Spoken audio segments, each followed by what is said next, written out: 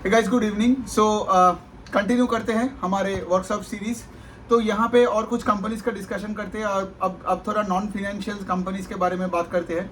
तो पहला कुछ कंपनीज है जिसका ग्रोथ ही नहीं आता है, ठीक है। ग्रोथ का बात कर रहा हूँ। अब देखिए, पहला एक चीज़ है, before I talk about those companies, बहुत लोगों को मैं देखता हूँ ट्विटर में हो या लिंक्डइन में हो, वो लोग क्या करते हैं, कोई कंपनी का बड़ा बेस के बारे में बात करते हैं, उसका हिस्ट्री के बारे में, ज्योग्राफी के बारे में बात करते हैं, लेकिन पैसा वैसे नहीं बनता है। आपका बेस जो भी हो, अगर आप उस बेस में ग्रो नहीं कर रहे हो ना, तो आपका स्टॉक ऊपर नहीं जाएगा, ठीक है। या फिर ऊपर जाएगा तो एकदम बैलगाड़ी की तरह जाएगा। आप ऐसे सोचो, ठीक है। तो जैसे फॉर एग्जांपल, सिंपल एग्जांपल अगर आप ले लो, हिंदुस्तान यूनिलीवर, ठीक है, 1% का वॉल्यूम ग्रोथ दिखाया, 1%, ठीक है। अब हिंदुस्तान यूनिलीवर का हिस्ट्री, ज्योग्राफी, बायोलॉजी जो भी पढ़ लो, जो भी अच्छा कंपनी है, मैं डिनाई नहीं कर रहा हूँ, लेकिन उसमें अगर कोई से फॉर एग्जांपल कोई एक नौजवान आ रहे हैं, आज शेयर बाजार में इन्वेस्ट कर रहे हैं और वो ऐसे HUL के स्टॉक में पैसा डाल रहे हैं, तो वो पैसा कभी नहीं बनेगा, मार्केट से उसको कभी बड़ा पैसा नहीं बनेगा, कुछ नहीं बनेगा, ठीक है। दूसरे ऐसे अगर आप देख लोगे, आई थिंक टाटा कंज्यूमर्स का जब रिजल्ट आया तो कुछ 8 या 9% का सेल्स का ग्रोथ है। अब टाटा कंज्यूमर्स आपको पता है ना, वो चाय पत्ती और वहाँ पे कॉफी और सॉल्ट का उनका पोर्टफोलियो है, 8-9% का ग्रोथ है। यहाँ पे टाटा कंज्यूमर्स के बारे में I want to say something here कि लाइक टाटा कंज्यूमर में आप देखोगे उनका स्टारबक्स के साथ एक अलायंस है, ठीक है। और स्टारबक्स जब इंडिया में स्प्रेड कर रहे हैं, वो टाटा के हेल्प के थ्रू से वो कर रहे हैं, ठीक है।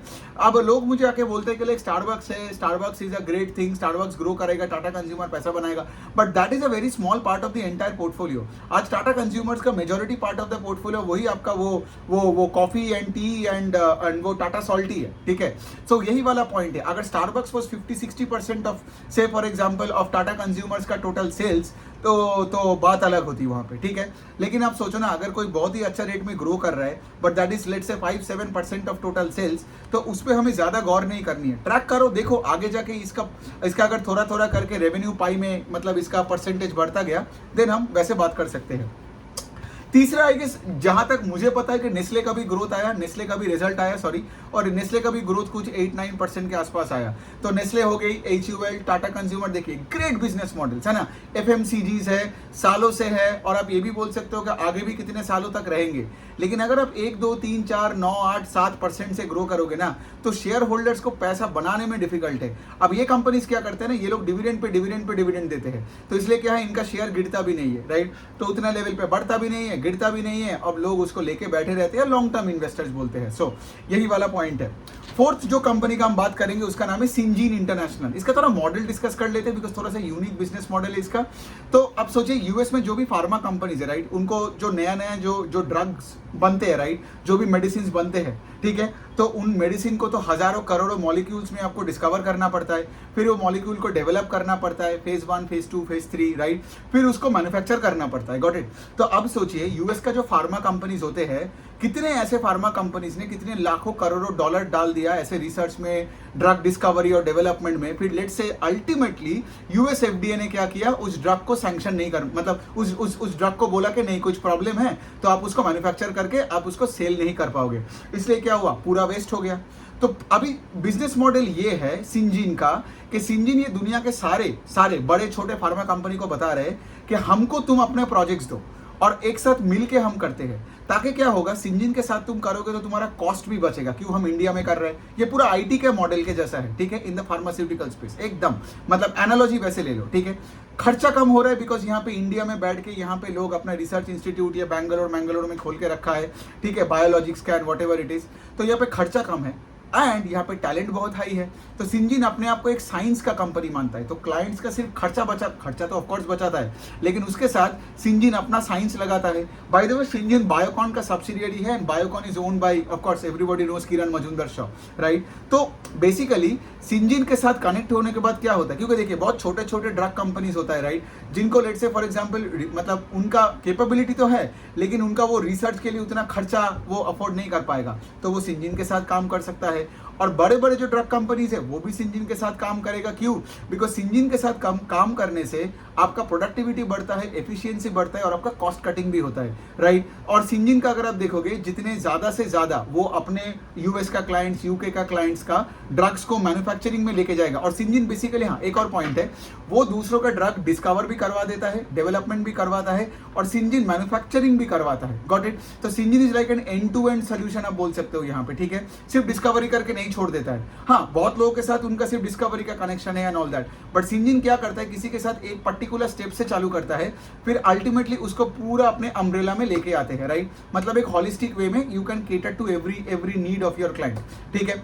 अब बात वहाँ है, बिजनेस मॉडल तो बहुत तगड़ा है ना, बिकॉज दुनिया में आप देखोगे फार्मास्यूटिकल सेक्टर का हमेशा तो ग्रोथ ही ग्रोथ रहेगा। जब तक हमारे दुनिया में पॉपुलेशन का ग्रोथ रहेगा, फार्मा कंपनीज कहाँ जा रहे हैं। लेकिन प्रॉब्लम ये है ना कि स्कोप से हमेशा पैसा नहीं बनता है। सिंजिन का पिछले 2 साल से अगर आप देखोगे ना, पैसा उतना बन नहीं रहा है, मतलब इनका सेल्स का ग्रोथ आ नहीं रहा है। Q4 का भी नंबर बताऊं ना, sales fell 8% on a YOY basis. Although I really love this model, ये मेरे पोर्टफोलियो में एक्चुअली 1-1.5 साल के ऊपर था भी, टू बी वेरी ऑनेस्ट, ठीक है। तब ये कंपनी 12-15% से ग्रो करता था, फिर मैंने इसको छोड़ने पे मजबूत हुआ बिकॉज इस कंपनी में कभी ग्रोथ आया ही नहीं, ठीक है।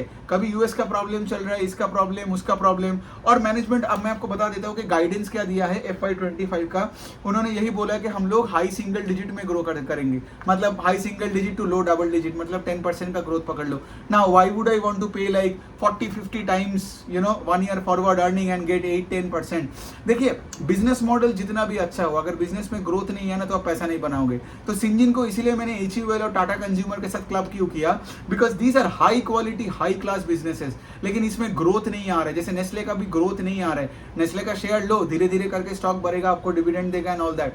बट अगर आप 20s एंड 30s में हो, राइट, तो आई वुड, ऐसी मैं कोई रिकमेंडेशन तो दे नहीं सकता हूँ, लेकिन मैं आपके जगह होता तो मैं ये सब नहीं खरीदता, बिकॉज मुझे 20-30% का सेल्स का ग्रोथ चाहिए। मुझे मार्केट लीडरशिप, मतलब जो मार्केट लीडर के पास जा रहा है, मुझे वैसे कंपनीज चाहिए, रादर देन से फॉर एग्जांपल ऐसे कंपनी जो 3-4% से ग्रो कर रहे हैं, 8% का डिग्रोथ दिखा रहा है। सो ये हो गई बात। अब चलिए 2 ग्रोथ कंपनीज का बात करते हैं। तो एक आया उसका एंजल वन और 5 पैसा कैपिटल, ठीक है। अब मैं दोनों को कंपेयर क्यों करूंगा, बिकॉज दोनों ब्रोकरेज कंपनीज है, ठीक है। अब देखिए, एक बात तो है, यहाँ पे एंजल वन बहुत बड़ी कंपनी है, 14-15% का उसका मार्केट शेयर अभी बन गया है इंडिया का टोटल डीमैट अकाउंट का। एंजल वन का सेल्स किस रेट से ग्रो किया, 63% YOY इन Q4, जबकि 5 पैसा कैपिटल का मार्केट शेयर कितना है, 2.5-3% के आसपास, और उनका सेल मैं बता दूं किस रेट से ग्रो किया, सिर्फ 24%। मतलब क्या, अगर बड़ा player is growing at a faster pace और छोटा player is growing at a slower pace, मतलब छोटा प्लेयर मार्केट शेयर गंवा रहा है, ये एक रूल की तरह पकड़ लो, ठीक है। अगर आप छोटा हो तो आपको तो बड़े प्लेयर से ज्यादा पेस से ग्रो करनी है ना, तब मैं बोलूंगा कि हाँ, छोटा प्लेयर भी मार्केट शेयर कैप्चर कर रहा है ना, अनऑर्गेनाइज से ऑर्गेनाइज में आ रहा है, या फिर मतलब कोई ऑर्गेनाइज प्लेयर से भी आपके पास कस्टमर्स आ रहे हैं। Got it. जैसे आप ज्वेलरी में देखोगे, कल्याण एंड सेनको टाइटन से बहुत ही छोटी है, इसलिए, बट सिंस ये लोग मार्केट शेयर कैप्चर कर रहा है, इसलिए Kalyan and Senco are growing at 35-40%, जबकि Titan is growing at 17%। Got it. लेकिन ये एनालॉजी आप यहाँ पे अप्लाई नहीं कर सकते हो, बिकॉज 5 पैसा कैपिटल सिर्फ 24% से ग्रो कर रहा है। दूसरी बात है, ये लोग क्या कर रहे हैं, ये लोग भी एंजल वन की तरह ना बहुत ही टेक वेक में इन्वेस्ट कर रहे हैं, बिकॉज ऑफकोर्स आपको देखिए होंगे, राइट, ब्रोकरेज आज डिजिटल नहीं हुआ ना तो वो टिकेगा नहीं, बिकॉज हमारे जो सेबी है उसने क्या किया, ब्रोकरेज इनकम को पूरा फिक्स कर दिया, राइट। तो पूरा फिक्स करने के बाद कोई भी चीज को ना आपका वॉल्यूम गेम बन जाता है, और वॉल्यूम तभी होता है जब आप इंटरनेट में ट्रेड करोगे। अगर आपके फोन में ऐप है तो आपका प्रोपेंसिटी होगा ज्यादा ट्रेड करने में, rather than every time broker को फोन करो, भाई मेरे लिए 500 शेयर वो खरीदो और 300 शेयर ये बेचो, कितने बार आप कॉल करोगे। और ऑफ कोर्स जितना ज्यादा वॉल्यूम है, पूरे कैपिटल मार्केट्स में सब पैसे बनाते हैं, वॉल्यूम्स का ही तो खेल है, राइट। वो AMC हो, ब्रोकरेजेस हो, BSE NSE का स्टॉक हो, कुछ भी हो, या आप CDSL ले लो, ठीक है। तो ज्यादा वॉल्यूम्स के लिए आपको डिजिटाइज करना पड़ेगा।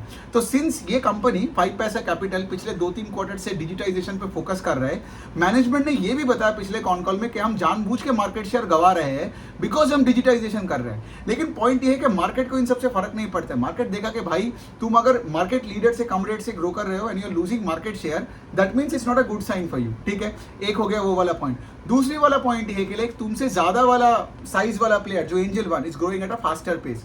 और इस बार कभी अगर मैं Q4 का नंबर बताऊं ना, मुझे अच्छा नहीं लगा, क्योंकि एक तो सेल्स ग्रोथ इतना कम है 24%, ठीक है, जबकि बड़े बड़े AMC कंपनी से ग्रोइंग एट 32%, जैसे निपॉन, ठीक है। निपॉन का बाद में मैं शायद एक और वीडियो में कल बताऊंगा।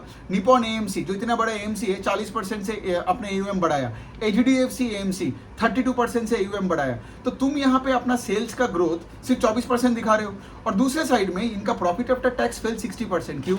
एक तो टेक में खर्चा हो रहा है, इसलिए मार्जिन्स आर गेटिंग कॉम्प्रेस्ड। दूसरा, एम्प्लॉय को रिटेन करने के लिए ये लोग बहुत सारी ESOPs दी है, और ESOP is also an expense on the income statement. ऐसे करके आप सोचो। तो पॉइंट है कि ये सबसे मुझे 5 पैसा जैसे कंपनी पे उतने इंटरेस्ट आता नहीं है, specially when I get businesses like angel one. कोई स्टॉक रिकमेंडेशन नहीं है, लेकिन आपको देखना पड़ेगा कोई भी स्पेस में, आपको देखना पड़ेगा अगर लेट्स से 5 लिस्टेड प्लेयर है उसमें से सबसे तगड़ा रेट से कौन कंपनी ग्रो कर रहा है, ठीक है। बिकॉज अगर आप तगड़ा रेट से ग्रो नहीं कर रहे हो ना, तो पॉइंट ये है कि आप मार्केट शेयर गवा रहे हो शायद अनऑर्गेनाइज स्पेस में या कोई ऑर्गेनाइज प्लेयर को। Got it. और आपको देखना पड़ेगा यहाँ पे ग्रोथ का रेट, मतलब कौन सा गाड़ी कौन से गियर में चल रहा है। जैसे एंजल वन 63% का ग्रोथ है, वो शायद 4th या 5th गियर में चल रहा है गाड़ी, लेकिन ये जो 24% से ग्रो कर रहा है ये 3rd गियर में गाड़ी चल रहा है, करेक्ट। और गाड़ी के साथ आप स्टॉक का भी लिंक कर सकते हो। मैं ये नहीं बता रहा हूँ कि कल एंजल वन का स्टॉक बढ़ेगा और इसका घटेगा, ऐसे मत लो, लॉजिक समझो, ठीक है। तो यही है, आई गेस मैंने यहाँ पे भी 3 4 5 कंपनीज को कवर कर लिया। तो आपको यहाँ से क्या सीखा आपने?